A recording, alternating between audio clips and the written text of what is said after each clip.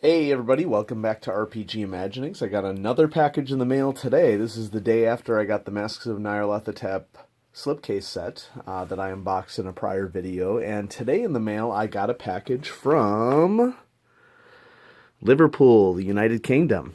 And this is a package that I had been anticipating for a couple weeks because I am a patron of another YouTube channel that I really value quite a bit. I mean, obviously, if I didn't value it, I wouldn't be a patron of it. And that YouTube channel is Bud's RPG Review. And so a big shout out to Bud here. And Bud has really been working hard over the last year to grow his channel. He just hit 1,000 subscribers, which is an awesome milestone. I'm very far away from that, but that doesn't mean that we still can't share, what we love about the hobby. And so I've been a patron of Bud now for, I think, over 7 months. And as his channel has grown, he's been seeking out various sources of revenue for the channel. And he's been in contact with more people in the industry. And so Monkeyblood Studios had sent him some review copies of a book with the intent of him using them as giveaways. And so he put all of his patrons' names into a hat, and my name was drawn, and so he sent me a package from the United Kingdom. And so that's what I'm going to unbox for you here today. Now, I want to try to be very careful with this so that I don't damage the book, but I think I should probably do okay here to be able to open this up without causing any damage. And so I'm just going to try to be as patient as I possibly can, but I definitely wanted to unbox this on camera so that Bud's channel could get a little bit of a highlight here, but I can also see what we're working with here. And so, this is looking like I've got it open pretty well, but also packed it really well, which is always appreciated. So thanks, Bud, for doing that. And so, yes. So what we have here is we have an outer package and then an inner package.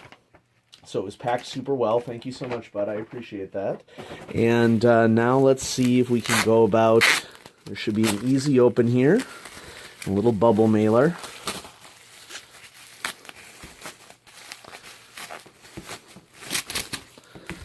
Oh, but we're not done yet. Awesome. This is good because you don't want to risk damaging a book in shipment or anything. And so I think probably the safest place for me, well, I don't think a cut is even the right way to go. I think I should dive right into the tape here just so that there aren't any risks of any damage.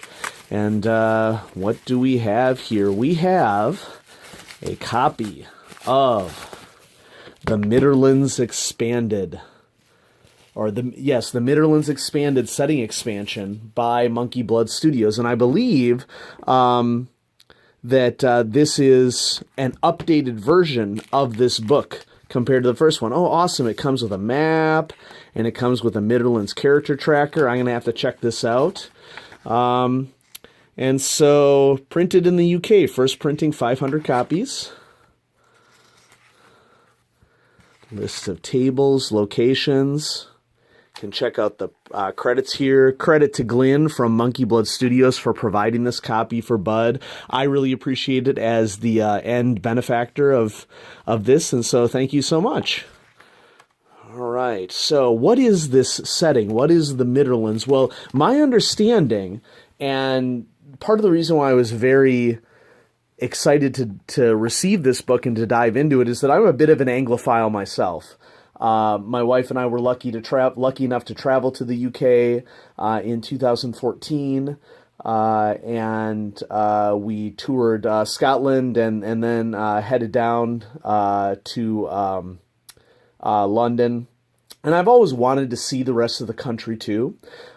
This was, of course, my first trip to the United Kingdom, and so I wanted to get the big ones out of the way.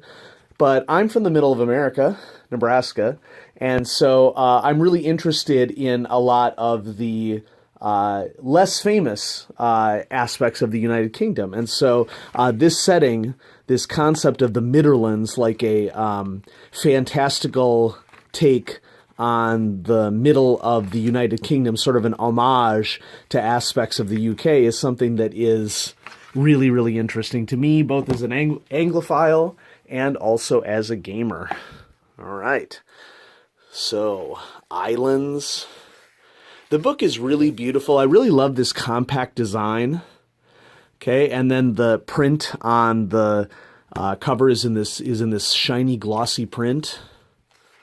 You know, maybe the very first thing that we should do before we do anything is read a bit of the foreword. The first thing I ever learned about Glyn Seal's The Midderlands was that it had a theme of the color green. My favorite color, by the way. This didn't exactly grab me as a must-see idea, and for a while I didn't think any more about it, rather like Arthur Dent taking note of the color yellow and then going on about his business. It's a good example of the way the internet can provide exactly the least significant detail about something that's actually quite extraordinary. Because once I actually looked at the Midderlands book, I was completely enchanted. The writing and Glyn's artwork immediately threw me back into memories of the old White Dwarf magazine back in the days when Russ Nicholson's artistic stamp defined the look and feel, and when the writing had a dark, uniquely British approach to fantasy gaming. Glyn's artwork has a definitely Nicholson vibe to it, a sort of grotty Gothic Tudor mixed to the architecture, and a distinctly not high fantasy look to the people and monsters who inhabit the place. The Midderlands covered a fairly small area, a large mini-campaign, if you will. This book is an expansion beyond the borders of the Midderlands mini-campaign, bringing in the important additional features of country borders and seacoasts. The absence of those features didn't hurt the Midderlands as a book. In fact, they would be problematic for just dropping the Midderlands into a pre-existing campaign world. In this book and its accompanying maps, Glyn's objective was to provide a wider scope for those who want to use the Midderlands in its own proper context. I think he has succeeded admirably at the task of giving enough detail to create what's now a true campaign region, but without overloading the area with so much detail that the GM feels constrained rather than inspired. You're about to read something quite unique and very skillfully executed. If you haven't been here before, welcome to the twisted, thank God Europe wasn't actually like this world of the Midderlands. And so this book is probably going to be definitely inspirational for many of the games that Bud and I both like. So obviously influential for sort of like a Gothic, more, how should I describe it? More harsh fantasy is, I think, what I'm reading from this. And so there's a little bit of a blurb here on why they expanded the book. But let's just dive back in. We have great art here. We have a stag person. Looks like a stag wizard person. I think that's really interesting. Information on various forests, islands. I really like this stark contrast art style with mostly greens and blacks. There's a similar art style that can be found in Harlem Unbound with reds and blacks, reds, white, and blacks. And I think that there's something to be said for that art style. I find it really evocative. More issues of islands, the Dolphin, a seafaring vessel. Havenland, counties and locations of Havenland. I'm sure that this book means a lot more to somebody who grew up in the United Kingdom, and I'm going to really appreciate diving into it and learning as much as possible, and then, you know, maybe doing a Google search on a name that sounds familiar. So, you know, Kentshire, I've heard of Kent before, and so I'm sure that there's a bit of a homage here. And of course, well, there we go, Riverpool. Okay, Riverpool is a clear homage to Liverpool. And so these connections, I think, are really an interesting way to take a setting, take it out of its reality, but still have it be adjacent to reality to make it a really interesting connection. Midder Castle. Wow, that's cool. Yeah, artwork is great. Looks like we have some sort of fish people like Innsmouth in Lovecraft's world. I think that there could be an inspiration drawn from this book through a lot of different settings, different role-playing games.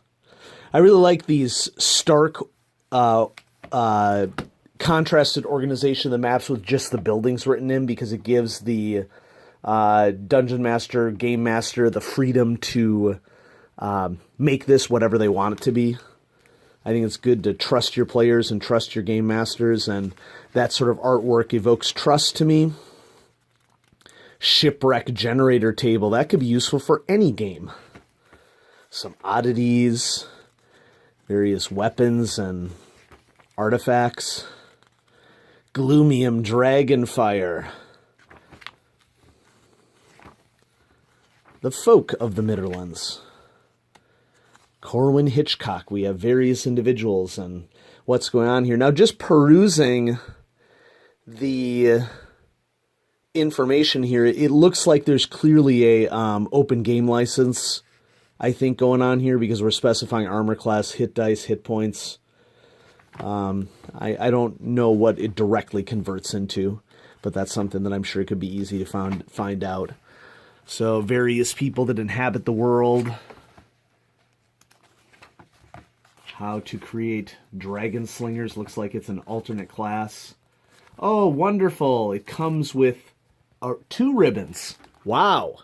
2 ribbons is something that is very rare to see in a book. And we have a forest green and then more of an olive green.